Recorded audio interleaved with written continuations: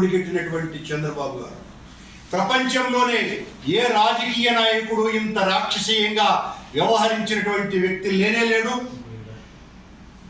ఈ మహా కుట్రకు చంద్రబాబు నాయుడు చేసినటువంటి ఈ మహా కుట్రకు ఎట్టకేలకు సిబిఐలో ఉన్నటువంటి ఆ విచారణ అంతా కూడా నిర్వీర్యం చేయటంతో, పటాపంచలు చేయటంతో దిక్కుతోచక చంద్రబాబు నాయుడు కొత్త అవతారం ఎత్తి ఈ విషయంలో మనం గలీజు పట్టిపోయినాం, గబ్బు పట్టిపోతున్నాం కనుక ఎదురుదాడి ప్రారంభిద్దామోనని తన ప్రసార మాధ్యమాలతో, కేబినెట్ మంత్రులతో, పార్టీ నాయకులతో రాజకీయ దాడి చేయడానికి పురికొల్పుతున్నాడు.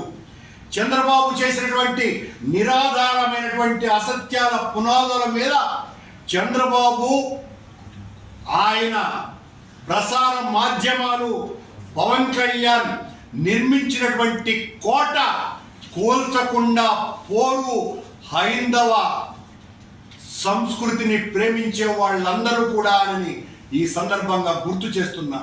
దీని మీద పండితులతో, ఆగమ పండితులతో, సాక్షాత్తు అర్చకులతో దేవాలయంలో సంప్రోక్షణ చేయించినాడు చంద్రబాబు నాయుడు. మహాపాపానికి ఒడగట్టినాడు చంద్రబాబు నాయుడు.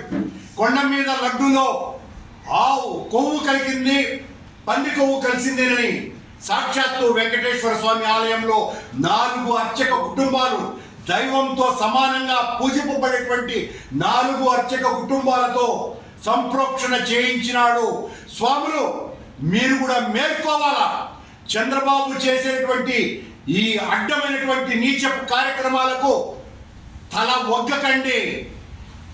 ఈ రకమైనటువంటి దారుణాలు చంద్రబాబు ఇంకెన్నైనా కూడా చేయగలడు.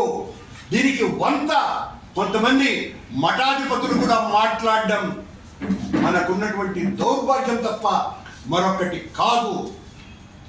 ఇన్ని పాపాలు చేస్తున్నటువంటి చంద్రబాబు గారిని నిజం తెలుసుకోకుండా సాక్షాత్తు సుప్రీంకోర్టే అక్షింతలు వేసినా లెక్క చేయకుండా గత 1.5 సంవత్సరాలుగా జగన్ గారి మీద, మా మీద నిరంతరం దాడి చేస్తూనే నెయ్యి కల్తీ జరిగింది అన్న ఒకే ఒక్క కారణంతో మతాన్ని రెచ్చగొట్టి హిందువులను దురాశలకు లోను గావించి మతం ద్వారా, దేవుడి ద్వారా వెంకటేశ్వర స్వామిని ఒక రాజకీయ నాయకుడిగా మార్చి మళ్ళీ ఓట్లు దండుకోవటానికి చేస్తున్నటువంటి